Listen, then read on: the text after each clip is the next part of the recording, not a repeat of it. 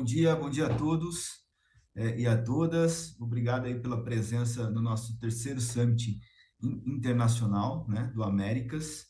Eu sou João Scarpante Neto, gerente de medicina diagnóstica da United Health Group. Hoje nós vamos falar de inovação, né, em saúde, em medicina diagnóstica. Tenho o prazer aí de moderar essa mesa com duas figuras aí importantes no cenário da saúde nacional em medicina diagnóstica, né? É, Tenho o privilégio, né, de trabalhar com essas duas pessoas todos os dias, conviver diariamente, né? E agora eu convido aí, né, para falar para a gente o pai da Tereza, Dr. Dequitir Carvalho Machado, chefe de serviço de radiologia da United Health Group. Obrigado a todos e ótima palestra. Obrigado, João. Primeiramente, queria agradecer a você e a comissão organizadora pelo convite e agradecer também ao Bernardo Salgado, que concedeu algumas imagens aqui para a aula. Eu vou compartilhar a tela, só um minuto. Eu sou médico radiologista e, como o João falou, estou atualmente como chefe do serviço de radiologia da UHG. Vou falar um pouquinho sobre a evolução da radiologia, as perspectivas futuras, com foco na inovação. Não tenho nenhum conflito de interesse nessa apresentação, tá? Desde a descoberta do raio-x em 1895 até os dias de hoje, nós tivemos um grande crescimento da especialidade, né, com ganho de eficiência, com a introdução de novos métodos, o que foi acelerado a partir da década de 70, com a introdução de novos métodos como ultrassonografia, tomografia e ressonância magnética, e a gente teve um outro salto importante aí no desenvolvimento da especialidade, com a associação com a medicina nuclear e o desenvolvimento do PET-CT e, atualmente, o PET-RM, que ainda é uma tecnologia em implementação. Esses ganhos todos, também a gente tem uma aceleração aí da capacidade de captação de imagem, da quantidade de informação e da velocidade de captação dessas imagens. Mas também durante esse desenvolvimento tecnológico, nem todos os pontos eles foram sempre positivos, principalmente quando você está diante de uma tecnologia nova, disruptiva, como foi a descoberta da radiação e do raio-x no século XIX. A gente também não tinha, né, o ser humano não tinha uma ideia de quais seriam os reais benefícios e quais os malefícios que essa nova tecnologia poderia trazer. Então, um dos pontos aí, que foi um ponto que marcou o desenvolvimento da especialidade, foi a interação da radiação com os tecidos biológicos, tá? Aqui tem um exemplo de uma paciente, né, uma auxiliar do Thomas Edison, que ficou exposta por um tempo grande à radiação. Ela teve necrose tecidual, amputação de alguns dedos e, posteriormente, ela faleceu devido à exposição à radiação. Então, eu trouxe esse ponto para ressaltar que, às vezes, o desenvolvimento, né, a implementação tecnológica, ela nos coloca diante de situações que, às vezes, você tem medo, você não conhece o que está vindo pela frente, e muitas vezes alguns erros são cometidos pelo desconhecimento durante esse processo de evolução. No passado mais recente, nós, radiologistas, vivenciamos a mudança do analógico para o digital. Isso foi um ponto também disruptivo na evolução da especialidade, que nós conseguimos passar a compartilhar as informações e conseguimos avaliar um número maior de imagens quando a gente transforma o analógico em digital, principalmente com o início do DICOM, tá? E a gente tem, então, uma aceleração no tempo de laudo. A gente consegue laudar mais rápido, mas eu consigo ver mais imagens e ter mais detalhes quando eu avalio uma imagem DICOM, né? Uma imagem digital. E também nos permite fazer a avaliação 3D multiparamétrica. Eu consigo girar a imagem. Isso é fundamental hoje para o planejamento cirúrgico. E, além disso, essa evolução digital ela permite que a gente tenha acesso aos dados e imagens do paciente de aplicativos de celular, tablet, de casa. E isso daí também nos impõe novas discussões em relação à ética médica e segurança da informação. Falando um pouquinho agora especificamente sobre a evolução da radiologia no passado recente do grupo, da UHG. Até 2017, a gente tinha uma radiologia que era descentralizada, então eu tinha equipes nos hospitais, e essas equipes elas não eram conectadas, não tinham uma interação muito grande. Em 2018 e 2019, a gente começa a fazer a implementação da Central Especializada de Laudos. Aqui embaixo, a gente tem uma foto aqui na nossa mesa de controle da Central de Laudos. Tá? E com essa centralização, a gente consegue ter escala, consegue ter volume para trabalhar com subespecialidades, né? Que hoje, atualmente, a gente está trabalhando com medicina interna, radiologia musculoesquelética, neuroradiologia, radiologia mamária, imagem cardíaca, e a gente está em fase de implementação também de métodos gráficos, que saem um pouco da radiologia, mas continua dentro do diagnóstico por imagem. E a implementação da central de laudos, ela nos permitiu ter volume, então eu consigo trabalhar com pessoas ultra especializadas, porque eu tenho um volume grande de exames daquela especialidade, para que o médico consiga laudar somente a especialidade dele. Isso é um ponto de grande ganho, além de a gente conseguir desenvolver métricas de avaliação de qualidade, que são aplicadas a todo o grupo, e eu consigo homogeneizar o grupo em termos de qualidade, em termos de SLA, e a gente consegue trabalhar isso de uma forma mais otimizada. Além disso, nós implementamos também com a Central de Laudos Especializada o Peer Review, que é a avaliação sistemática dos nossos laudos dos especialistas, e com isso o Peer Learning, que a gente tem aqui alguns exemplos de aulas de Peer Learning realizadas esse ano.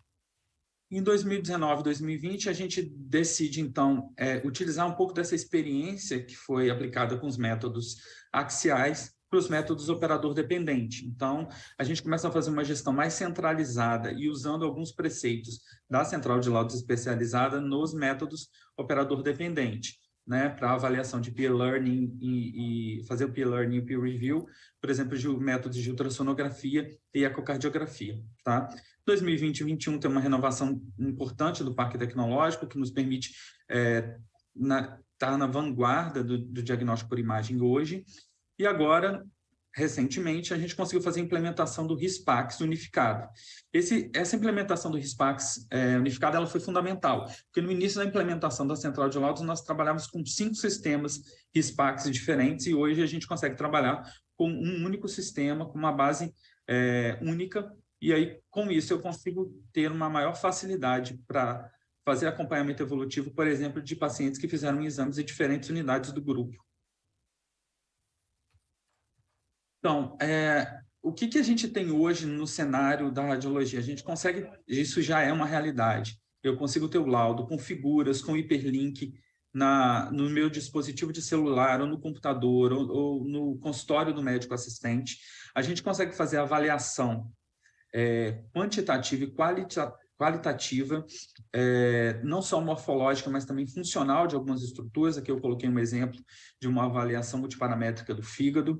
Aqui a gente tem uma avaliação por tomografia de dupla energia para pesquisa de microcristais também, e todas essas evoluções da radiologia, elas nos permitem fazer os diagnósticos mais precoces e, com isso, melhorar a qualidade da assistência médica que é prestada para os nossos pacientes. Mas não tem como falar de inovação sem falar de inteligência artificial. Então, em 2016, a máxima que a gente via na radiologia era essa: seremos substituídos pela inteligência artificial em cerca de 5, 6 anos. Isso em 2022 não ocorreu ainda, e a gente percebe que não existe nada, nenhum milagre. Tá? Então, um pouco do que a gente viu lá atrás ainda é fantasia, mas muito já se tornou realidade. Agora eu vou trazer uns exemplos aí da utilização da inteligência artificial, auxiliando o laudo e melhorando a nossa acurácia diagnóstica. Aqui é um estudo realizado com um paciente com COVID, comparando a quantificação de parênquima cometido utilizando um software de inteligência artificial e a avaliação do radiologista. Nos dois casos, a avaliação do software ela se provou mais acurada do que a avaliação do radiologista. Uma outra aplicação real da inteligência artificial é no treinamento e também no auxílio da interpretação das imagens do ultrassom point of care, que é uma realidade já hoje também, e é a avaliação, né, específica de algumas patologias pelo médico não especialista para auxílio no exame clínico desses médicos. Aqui uma outra aplicação na avaliação, utilizando critérios, nesse caso, utilizando critérios do BIRADS e alguns aspectos de radiômica no ultrassom, a avaliação da probabilidade de malignidade de uma lesão mamária de acordo com o software de avaliação. E aqui nesse primeiro caso, a gente observa na figura 1, 84% de probabilidade de malignidade, se provou no estudo da peça cirúrgica se tratar de um carcinoma ductal invasivo, e aqui na figura 2, uma probabilidade inferior a 40% de malignidade. Nesse caso, a peça cirúrgica mostrou ser um fibroadenoma, que é uma lesão benigna. Mas o importante é que hoje a gente já tem essa tecnologia incorporada em muitos aparelhos de ultrassonografia, porém isso hoje ele é uma opção, pode ser ou não utilizado, e a interpretação do médico ela ainda é soberana em relação à interpretação do software, porque a gente ainda tem alguns softwares com uma margem de erro bastante significativa. Tá? Falando um pouquinho agora dos desafios da especialidade, tá? A gente observou, aqui são estudos americanos, a gente não tem uma literatura robusta brasileira para falar sobre esse tema ainda, tá? Nesse primeiro gráfico, a gente tem um estudo da ACR mostrando um crescimento significativo do número de postos de trabalho de radiologia. Então, é um inverso do que se acreditava em 2016, de que a gente teria uma redução significativa da necessidade de mão de obra de radiologista. Aqui a gente tem o contrário, um aumento significativo, que principalmente teve uma aceleração após a pandemia, e aí isso é multifatorial, tem algumas correntes que falam que pode ser um pouco fugaz por conta de demanda reprimida, outras correntes já falam que é um movimento que veio para ficar, porque a utilização maciça de exames de imagem para avaliação de Covid, ela criou uma nova cultura e uma insegurança maior no médico em não solicitar exames de imagem no pronto-socorro, tá? Mas a realidade é essa, a gente tem um crescimento no número de postos de trabalho e no número de exames. E, ao mesmo tempo, a gente tem, esse é um estudo interessante também, do Radiology Business, falando que tem um crescente insatisfação, tanto de médicos quanto de biomédicos e enfermeiros, em relação não só às questões salariais, mas também a questões de condições de trabalho. Então, é um ponto de alerta aí para quem faz gestão na área de radiologia e diagnóstico por imagem, esses pontos que se levantam. Esse é um estudo interessante também da Medscape, tá? Que foi um survey que eles passaram estruturado, e que nesse survey 45% dos radiologistas entrevistados tinham critérios para burnout, isso também nos Estados Unidos, e a principal causa de burnout atribuída são assistências horas de trabalho. Tá? Isso daqui tem um ponto também interessante em relação ao avanço tecnológico. A gente reduziu muito o tempo de aquisição da imagem, a gente melhorou muito a qualidade das imagens, então a gente consegue detectar lesões muito menores, então você tem uma carga de trabalho que é progressivamente crescente, tá? E tem uma inversão em relação, por exemplo, que é um fato interessante, ao tempo de aquisição e tempo de laudo. No início, por exemplo, da tomografia, o tempo de aquisição ele era infinitamente maior que o tempo de laudo. Então, você demorava a adquirir as imagens. Hoje, o tempo de aquisição ele é muito curto, então você tem um acúmulo de uma pilha de exames para o radiologista emitir laudo. Isso daí é um fator que contribui para o estresse da equipe e para o burnout. Obrigado. João, é com você de novo. Obrigado, Ekti. Ótima apresentação aí, a gente percebe, né, que a inovação também pode trazer, né, efeitos colaterais, pode trazer alterações no estado normal da modalidade, da disciplina, né? Como você falou da radiologia, né, a gente vê já, né, uma fuga das residências, mas, enfim. Agora, a gente vai convidar a doutora Renata Poldre, também, né, trabalha conosco, né, tenho o prazer de estar com ela aí quase que diariamente, e a gente vai falar um pouco de um outro segmento de medicina diagnóstica, né, que está vivendo agora, né, essa digitalização que a imagem já passou um dia, né? Então, está enfrentando, né, desafios muito parecidos, né, com os quais já aconteceram e coisas novas nesse momento atual que a gente está vivenciando. Doutora Renata, é contigo, ótima aula aí a todos. Vamos lá. Primeiramente, eu gostaria de agradecer ao convite, né, de estar aqui, tanto pelos organizadores, agradecer o João pela apresentação. Ele falou que a gente fica junto todo o tempo, eu não sei se isso é bom ou ruim, né, João? Meu nome é Renata Coutre, eu sou chefe da patologia do grupo e vou falar para vocês um pouco hoje sobre um momento que acho que o Desquitier falou e eles passaram, que foi o momento da radiologia, que já faz bastante tempo isso, né? E nós agora estamos começando na anatomia patológica. Tem suas vantagens, porque a gente vai pegar todas as informações, né? Tudo que a parte da radiologia sofreu, e a gente vai começar já de um momento diferente deles, né? Então, eu acho que isso tem a vantagem.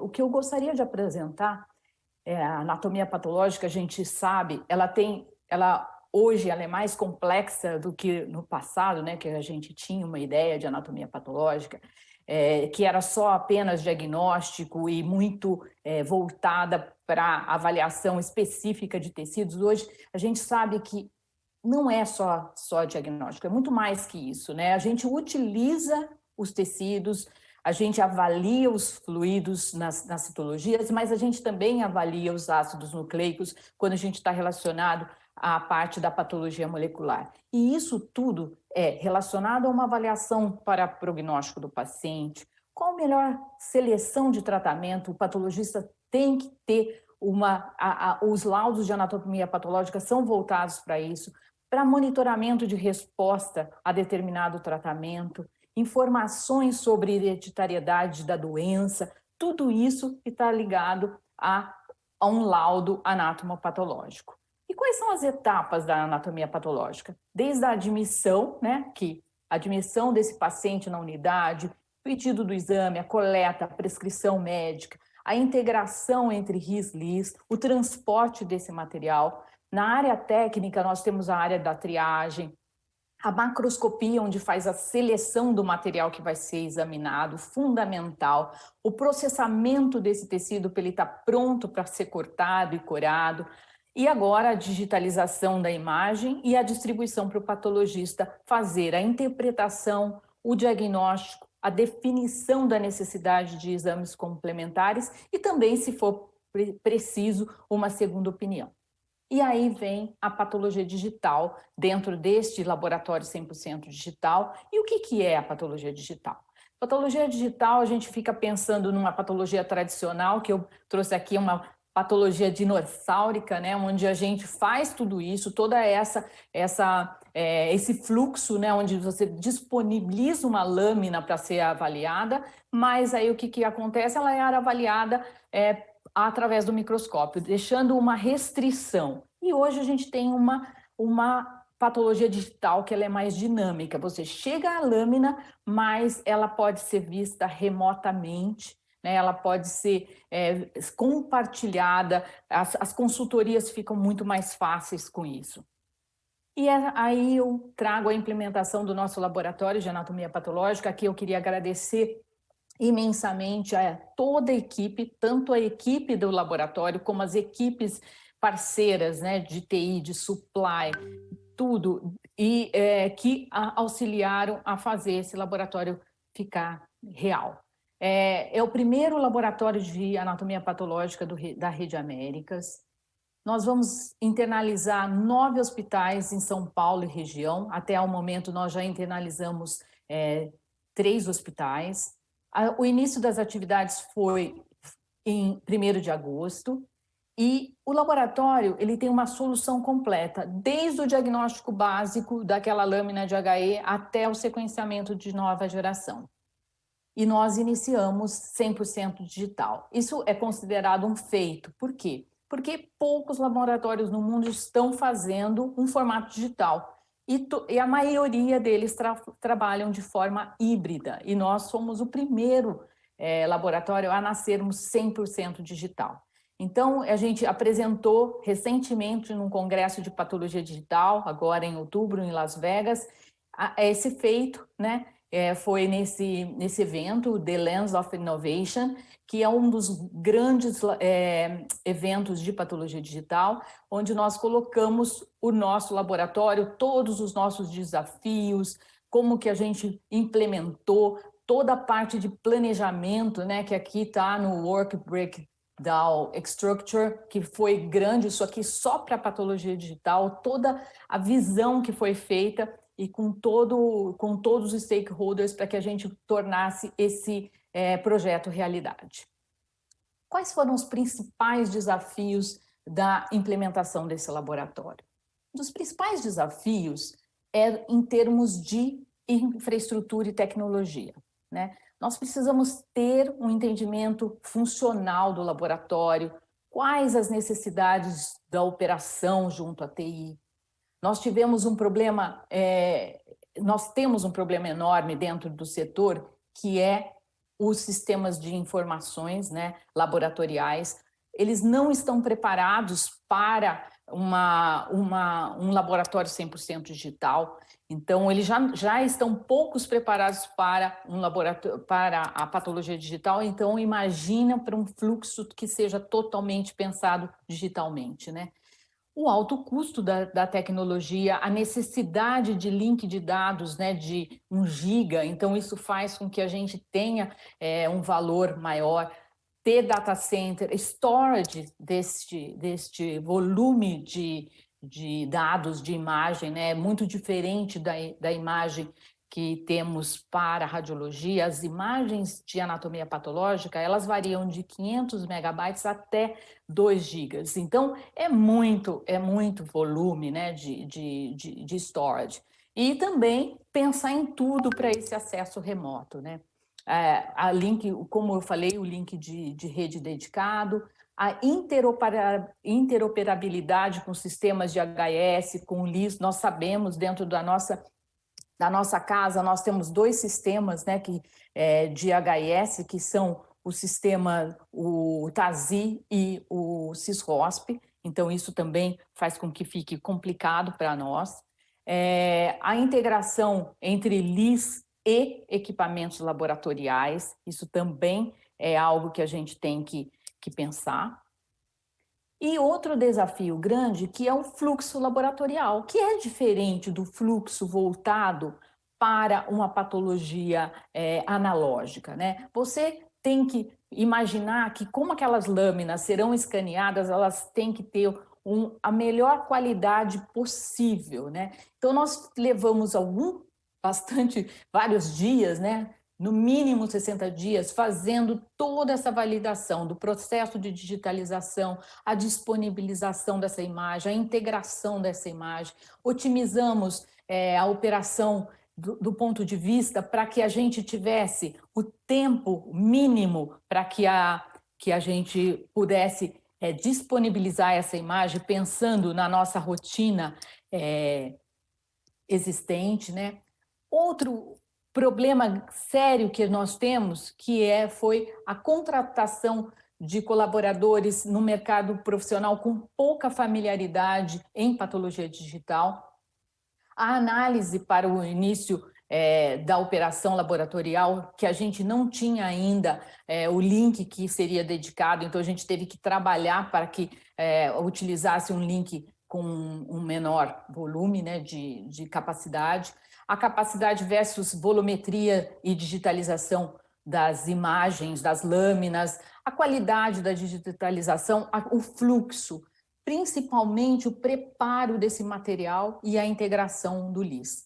A padronização da lâmina, aqui vocês podem ver, nós temos as biópsias, as peças cirúrgicas, e quando você tem esses cortes de lâminas de forma analógica, você não tem tanta importância de como essas lâminas vão ser disponibilizadas, mas para a patologia digital isso é fundamental, porque se ela não tiver adequada, a gente tem um tempo muito maior para a digitalização. Então, esses cuidados todos de padronização, de uma maneira até intensa, ela faz com que a gente tenha uma melhor padronização e tenha uma melhor qualidade e diminui o tempo para a digitalização.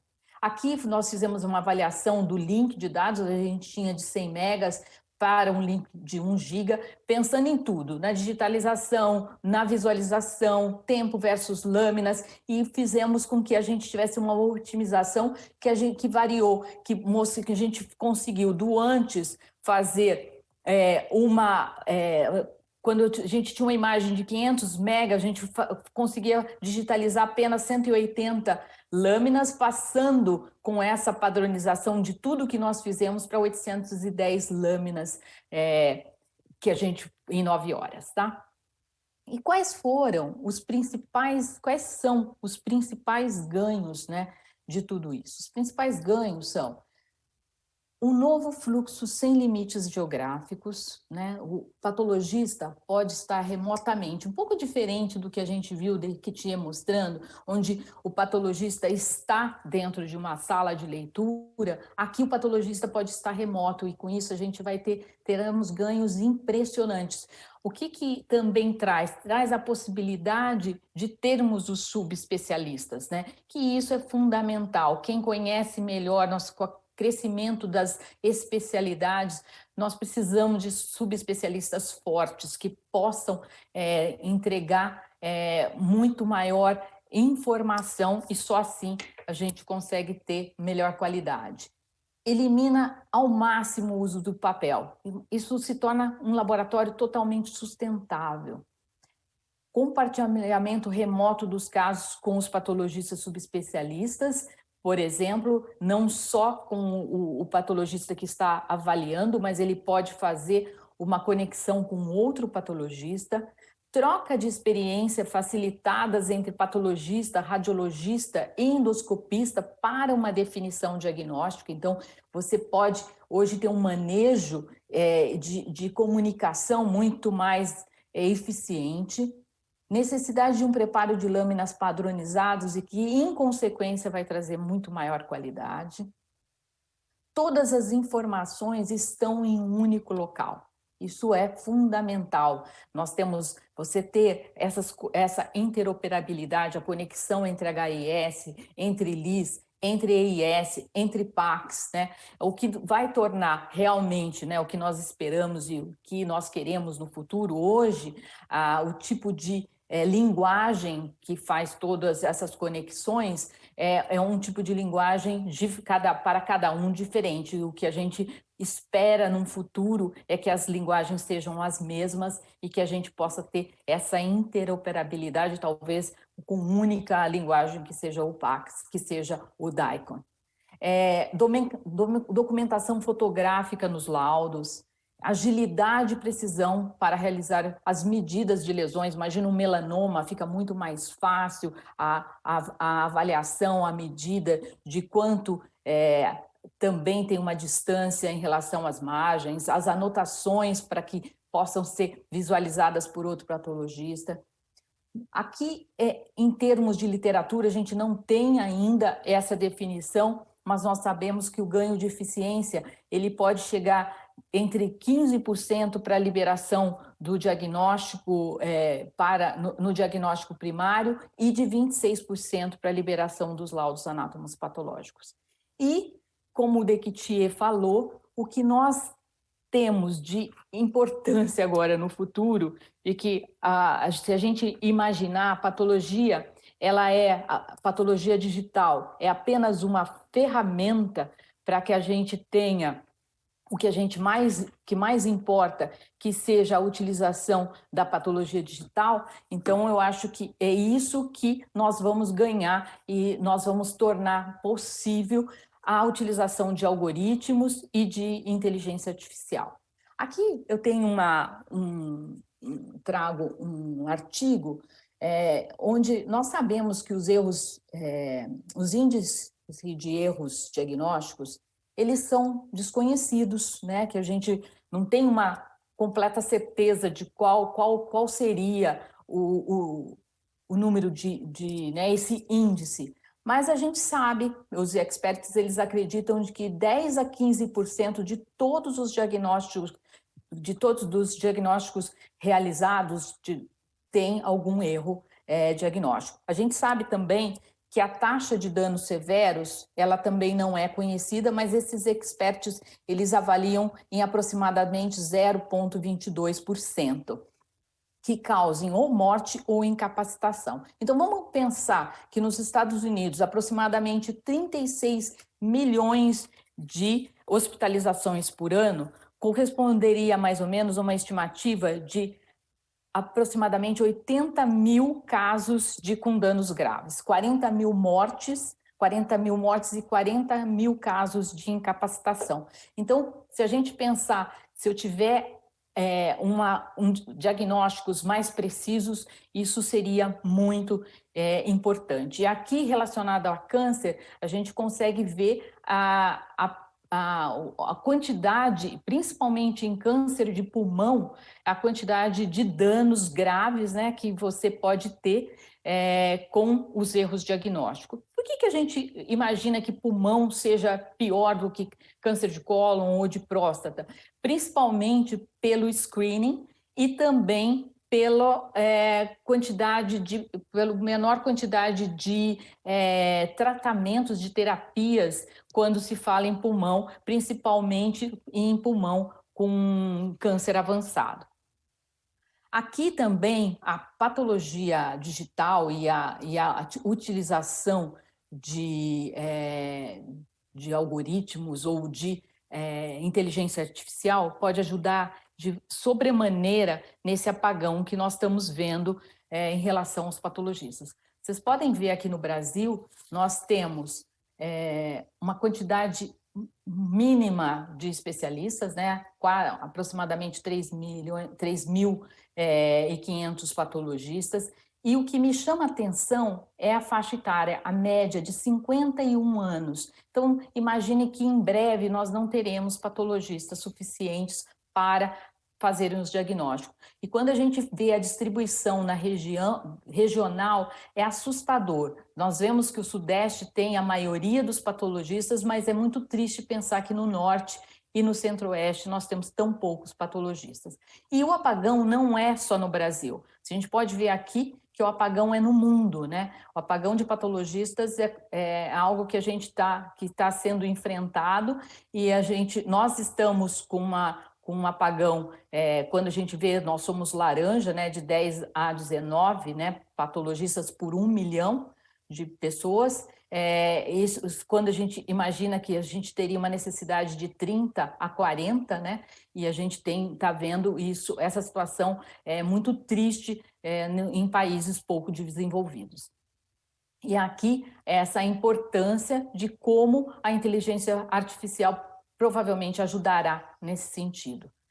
A inteligência artificial, esse daqui eu vou dar alguns exemplos, né, da utilização de inteligência artificial, e o que a gente vê é que nós já temos, isso daqui a gente já está utilizando no dia a dia, né, que são assistências aos patologistas. Esse aqui é para a graduação de Gleason. Gleason a gente tem uma variabilidade muito grande, e esse tipo de ferramenta pode auxiliar. Essa ferramenta, é claro, ela foi criada de uma forma com o auxílio do especialista, né, com anotações, dando relatórios, né, os reports também associados. Então, é bastante número de informação, anos para que isso tenha sido colocado no dia a dia.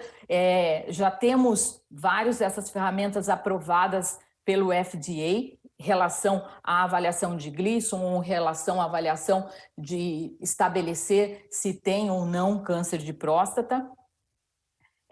Mas ainda temos muito a andar nesse sentido, mas eu acho que isso é que vai trazer um maior ganho dentro da nossa especialidade.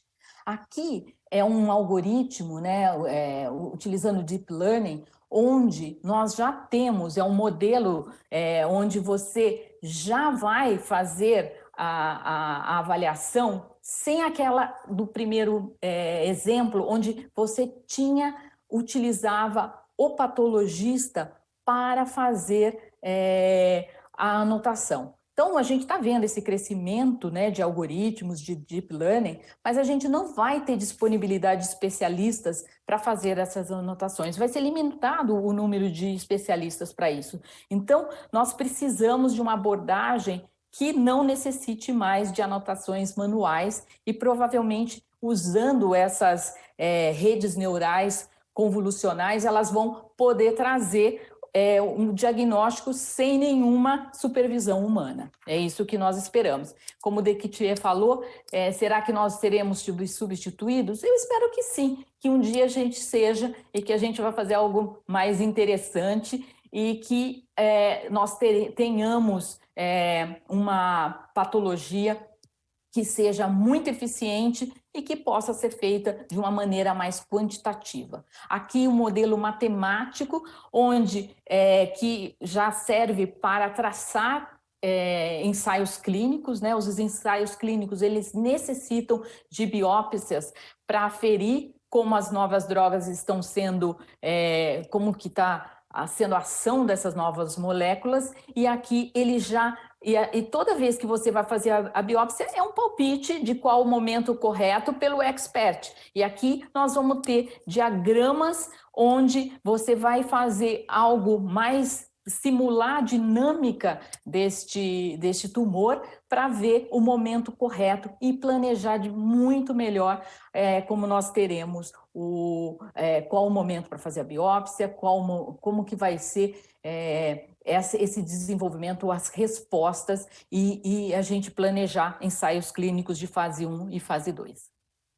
E aqui, finalizando, essa patologia integrativa e digital, onde nós já temos, através da radiomics e da patologia digital com inteligência artificial, a avaliação e já o diagnóstico sem a realização dos testes genômicos, mas apenas pela imagem você já pode ver se tem mutações pontuais, se tem fusões, se tem instabilidade de microsatélite, e isso só na imagem mesmo do HE ou na própria imagem que o radiologista já está vendo. Eu vou tentar mostrar para vocês um vídeo do nosso laboratório institucional, talvez ele fique um pouco cortado, mas a gente vai ter pelo menos eu acho que vocês vão conseguir ouvir um pouco do que nós estamos fazendo. O novo laboratório de anatomia patológica e biologia molecular da Rede Américas é o primeiro a nascer 100% digital no Brasil, fundamentado na qualidade dos processos e equipamentos de última geração, para atender e apoiar a prática clínica em nossa rede hospitalar. A anatomia patológica, ela é um campo da medicina onde se realiza o diagnóstico das doenças e ele é baseado na observação das células e dos tecidos, tanto de forma macroscópica quanto microscópica. E nós, patologistas, nós atuamos com outros especialistas médicos, tanto da área cirúrgica, da área clínica, radiológica, para um cuidado completo do paciente. O laboratório oferece análise completa e detalhada dos materiais provenientes das ressecções cirúrgicas e endoscópicas do trato gastrointestinal. Conta com médicos patologistas especializados nas doenças do aparelho digestivo, que darão assessoria e apoio diagnóstico, auxiliando na escolha do melhor tratamento aos nossos pacientes. A integração dos laudos anatomopatológicos com os centros de endoscopia será um grande diferencial e permitirá agilidade e interação entre os médicos especialistas. O laboratório possui áreas dedicadas, equipe própria especializada com ampla experiência e equipamentos de ponta para serviços de patologia cirúrgica, citopatologia e patologia molecular. A digitalização permite que patologistas de diversas subespecialidades possam analisar casos remotamente, o que viabiliza maior conectividade entre equipes médicas, reuniões multidisciplinares, excelência em processos e homogeneidade de laudos. O processo de anatomia patológica, ele se inicia com a chegada de um material que é decorrente de uma biópsia, de um procedimento cirúrgico, e ele segue o processamento dentro do laboratório até chegar uma lâmina onde é realizado o diagnóstico daquele paciente.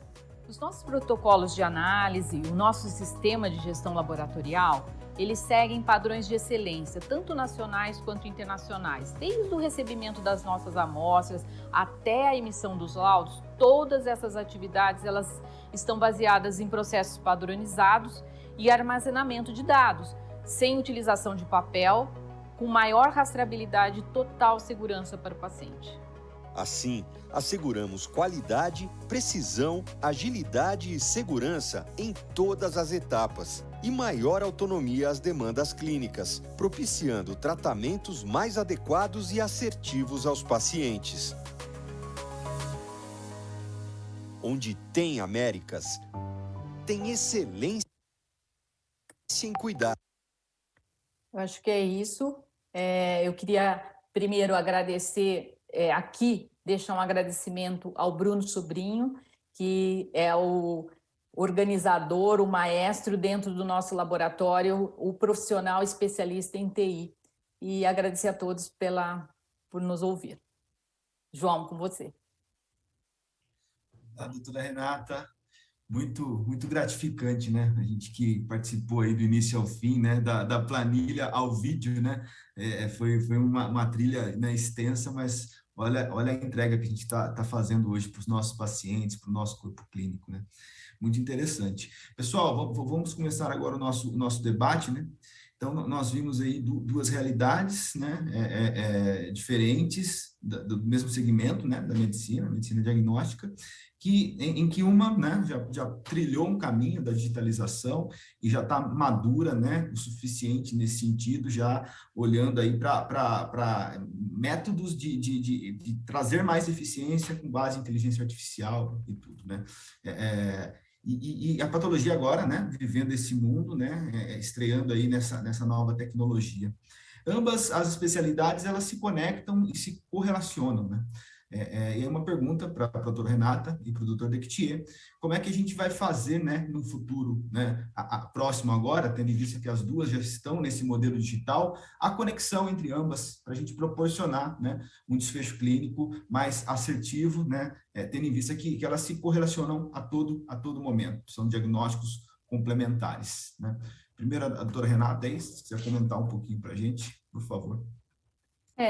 João, obrigada pela pergunta. Eu acho que nós vamos fazer uma evolução. Acho que, início, nós estamos comunicando, né? O que eu falei, hoje a gente já tem a habilidade de nos comunicarmos, que é a habilidade de ter a patologia digital e de ter também a imagem da radiologia digitalizada. Isso é uma comunicação e a gente pode já começar a construir juntos, e aí é fantástico, porque principalmente no nosso serviço, porque nós somos muito próximos, né? Então, eu acho que isso vai ser uma construção de que a gente já possa utilizar essas imagens. Eu acredito que no futuro virá também a possibilidade, quando a gente fala de radiomics, quando a gente fala, né, de toda essa junção de inteligência artificial, de fazer algo que seja integrado entre radiologia e patologia. A gente já está vendo programas de fellowship nos Estados Unidos juntando as duas especialidades, principalmente em São Francisco, né, em Los Angeles já tem 2 programas onde se junta, faz um fellowship juntando radiologia e patologia. E aí, essa provavelmente vai ser evolução. Por quê? Porque elas vão ser, talvez a gente não vai ter essa radiologia, essa patologia que a gente conhece hoje, mas uma radiologia e patologia com essa visão até, né, tanto diagnóstico já interno, né, do paciente em vivo, né, não tendo que fazer as biópsias e tudo mais. Então, isso é uma evolução que eu vejo mesmo. É isso. Eu concordo com a Renata. Eu acho que a gente vai ter um ganho que, ao meu ver, são 2 fases, tá? na prática aqui para a gente?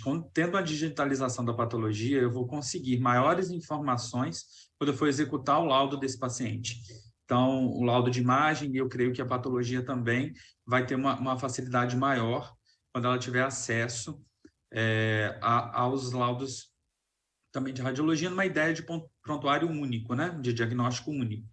Eu acho que a evolução que eu vejo no médio prazo é a gente conseguir fazer laudos integrados, né? Patologia e radiologia, principalmente no que tange à oncologia, terem um laudo mais unificado, tá? Para a gente ter maior resolutividade e agilidade também na entrega para o paciente. Eu acho que essa é a evolução para o médio prazo. E só um ponto, né? Acho que o DICOM vai trazer essa possibilidade, né, para a patologia. Hoje a gente está em evolução, né, o sistema para a utilização para a patologia digital, devido ao volume, né,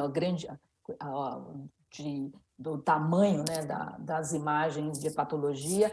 Nós temos ainda modelos diferentes, né, e que provavelmente em breve, né, a gente tem participado e visto essa mudança. Então, eu acho que essa interoperabilidade vai ser fundamental para que a gente possa se unir, né, e para a gente estar mais próximos. Ótimo, ótimo. Pessoal, DICOM, para o nosso público aí que está assistindo, né, é um padrão internacional de imagens, né, que é um padrão que a imagem tem que ter para essa comunicação entre sistemas.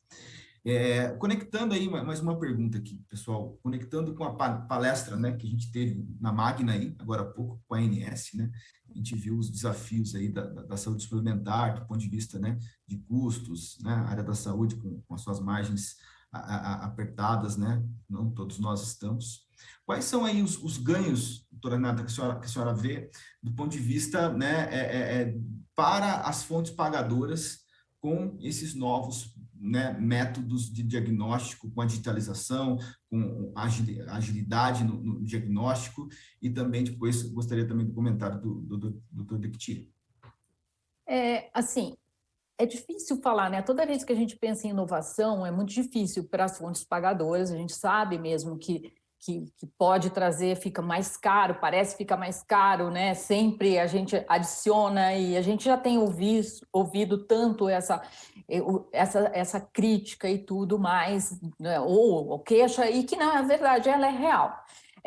Mas, assim, eu como gestora da área de anatomia patológica, a minha responsabilidade é trazer a inovação quando ela é efetiva e colocar, mas também eu tenho que ter argumentos para que eu possa colocar isso no nosso dia a dia, na nossa disponibilizar. O que isso traz? A gente já viu, já tem descrições onde a anatomia patológica com essa inovação, com digitalização, traz eficiência, traz ganho, traz possibilidades. Eficiência porque ela é vista, pode ser vista, ela é mais rápida, né? Você tem um touch, né, menor, então você tem a possibilidade de ser vista em qualquer lugar, né? O patologista pode estar remotamente, então você tem uma entrega ao patologista mais rápido.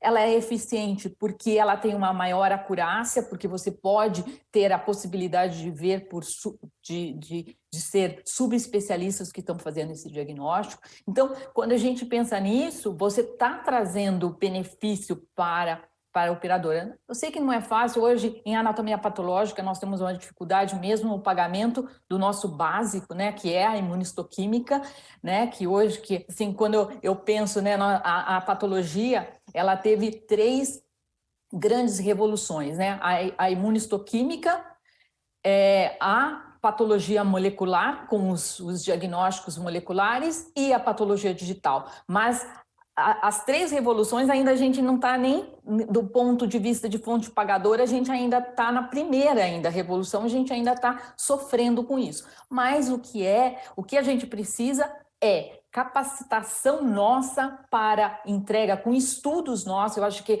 nós teremos a capacidade dentro do nosso serviço de fazer estudos de custo-efetividade para entregar para a fonte pagadora de quanto isso traz de benefício. Então, eu acho que a única forma é nós mostrarmos, sabendo já que nós seremos mais eficientes e mais precisos. do ponto de vista da radiologia, os avanços tecnológicos, né, principalmente na década de 70 para cá, eles permitiram que a radiologia fosse mais implementada na prática clínica, porque reduziu o tempo de aquisição, isso tornou o exame mais barato, porque se eu consigo fazer um volume maior de exames, eu consigo diluir de uma forma mais eficaz o custo do equipamento no custo dos exames. Isso, ao longo dos anos, foi reduzindo o custo para a fonte pagadora e para o sistema de saúde como um todo dos exames de imagem. E é também a melhoria da eficiência do laudo, tá? Com a digitalização, com a transformação de analógico para digital, ela também permitiu que os radiologistas conseguissem, o tempo do radiologista fosse melhor utilizado, tá? E com isso a gente tem uma redução do custo total para a operadora. Tá? E um outro ponto que foi fundamental também na entrega de valor para o paciente, né, e em última análise também para o sistema, é a capacidade de detecção precoce das patologias. Isso reduz também um custo importante com o tratamento, além de melhorar a qualidade de vida do paciente. Então, na trajetória que eu vejo da radiologia, a gente tem um custo que, apesar de toda a implementação tecnológica, ele é um custo unitário que reduz, mas a utilização em larga escala, ela faz com que o custo total ele seja um custo total alto. Tá? Então, é importante a gente ter em mente que a gente precisa otimizar o recurso. Então, eu tenho que ter, num futuro próximo que eu vejo, é uma fortificação dos protocolos de utilização, principalmente em pronto-socorro, para pacientes internados e até mesmo para rastreio e acompanhamento das doenças, para que a gente consiga utilizar de uma forma mais racional o recurso, além de reduzir também a dose de radiação a qual o paciente é exposto, né? Porque alguns protocolos de rastreio, por exemplo, de câncer de mama e de outras patologias, eles expõem o paciente a uma quantidade significativa de radiação. Isso daí também é um ponto que precisa ser analisado de agora em diante. Mas eu acho que a gente tem alguns balizadores aí que equilibram esse custo. Só para falar uma coisa também, os Estados Unidos hoje já tem, né, para a patologia digital, já tem códigos de pagamento, né, para a utilização. Esses códigos estão só pela simples utilização da patologia digital, mas agora é importante já para a utilização dos algoritmos de inteligência artificial. Então, acho que isso também, né, é algo que a gente já vê estabelecendo talvez um horizonte aí para a gente no futuro. Ótimo, obrigado, pessoal. A última pergunta aqui para a gente finalizar nosso debate em relação, né, à radiologia, né, que já está aí, né, nesse caminho da digitalização há aproximadamente uma década, olhando, né, o histórico aí da UHG, quais foram as principais barreiras, desafios encontrados, né, nesse universo, né, e nesse movimento, e o que você poderia falar aí para a doutora Renata, que está iniciando essa jornada agora no mundo digital da patologia, quais seriam as lições aprendidas que nós, né, teríamos que ficar atentos aí, né, para as próximas etapas aí do nosso projeto do laboratório? Então, eu acho que um dos principais pontos de dificuldade que nós enfrentamos foi a resistência, não uma resistência, mas um medo da equipe, tá? Medo do desconhecido. Quando você trabalha mudar do analógico para o digital, já foi uma mudança grande de paradigma, uma mudança grande de produtividade, de padrão de produtividade. Os médicos tiveram que passar a ter uma interface muito maior com o sistema, lidar com TI e várias coisas que saem do domínio do conhecimento médico do dia a dia. Então, esse foi um grande ponto de dificuldade nesse primeiro momento. Quando a gente quebrou a barreira geográfica e começou a utilizar a central de especialidades, aí surge também outras preocupações, tá? Porque você muda todo o formato de trabalho da equipe. Então, você trabalhar com uma ideia mais subespecialista, isso teve uma adaptação muito grande. Toda adaptação, toda mudança, ela gera um pouco de insegurança na equipe. Então, um dos pontos fundamentais foi conseguir transformar esse ambiente de uma forma segura e saudável para as pessoas que estavam ali envolvidas. Esse foi um ponto que eu acho que a patologia já vai estar de saída, porque a radiologia já sofreu muito, com a estabilidade dos sistemas, as estabilidades do banco de dados. Isso daí é uma coisa que a gente ainda sofre, né? A gente vai evoluindo e novos problemas vão surgindo. Antes eu tinha 5 sistemas para laudar, isso era um problema. O radiologista ele tinha que ficar migrando de sistema em sistema, ou então ficar designado apenas para um pacotinho de exames que estava naquele sistema. Hoje, com o sistema integrado, quando eu tenho um problema de banco de dados, uma queda do sistema, eu tenho uma parada nacional. Isso daí é um problema também, que a gente tem que tratar. Só que eu vejo que nessa parte de tecnologia em si, os avanços que a radiologia já conseguiu, e toda a tecnologia agora, até a entrada do 5G, isso daí já vai colocar a patologia em um ponto de partida bem superior ao que a gente enfrentou lá atrás com a radiologia. E também um outro ponto, voltando aqui na minha primeira fala, hoje o conhecimento médio em relação a sistema ele é muito diferente, né? Eu estou falando por parte dos médicos, muito diferente do que a gente tinha 10, 15 anos atrás. Então, a familiaridade com o uso dessas ferramentas, ela vai ser muito mais fácil com a equipe de patologia hoje, que está migrando para o digital, do que foi há 10, 15 anos atrás com a equipe de radiologia.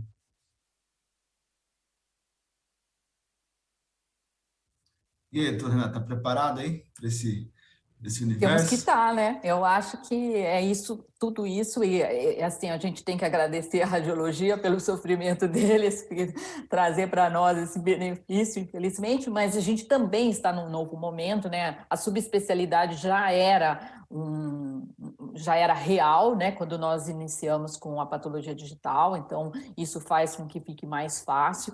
Nós temos também a vantagem da gente poder fazer remotamente, diferente, né, da radiologia, isso também é um ganho, né, que a gente tem. O que nós vamos enfrentar muito é falta de profissionais capacitados, né, então treinamento com esses profissionais para a utilização, os patologistas, os colaboradores que trabalham na área, né, os analistas principalmente. Então, eu acho que isso é algo importante. A regulamentação do mercado, eu acho que a gente tem um problema grande que é em relação à reserva de mercado, né? Essa ideia de que tem que ser do médico, tem que ser do patologista, talvez a mesma coisa aconteça para o radiologista, e isso faz com que a gente demore muito para evoluir, para crescer, né? Hoje, a necessidade que a gente tem na antiga regulamentação de tele de ter 2 profissionais nas pontas, né? A gente imagina isso em termos de congelação, né? Onde a gente não precisaria ter um dos patologistas e talvez a gente pudesse promover uma maior quantidade de pacientes podendo ter o exame de congelação, né, principalmente no sistema público de saúde. Então, acho que isso seria fundamental também. E também a ideia do pagamento, né, da fonte pagadora, ter o entendimento que a inovação chegou, que ela é importante, que ela vai trazer ganhos e que como que a gente consegue quebrar essa barreira para que a gente possa ser pago por isso também. Ok. Bom, chegamos aí ao final do nosso debate, temos 1 minuto aí para agradecimentos, agradecer a organização do terceiro Summit Américas, né? Obrigado pelo convite, né? Para que eu pudesse aqui moderar essa mesa, agradecer ao doutor Lectier, agradecer a doutora Renata, né? Acho que foi um tema bem importante. Já estou vendo aqui no canto da tela meu amigo Tiago Frigini, doutor Tiago Frigini, que vai, né, conduzir a próxima palestra aí para nós, na próxima mesa. Obrigado a todos, um ótimo dia e um ótimo Summit para todos. Grande abraço. Tchau, tchau. Tchau, tchau. Tchau, obrigada. Obrigado. Tchau, tchau.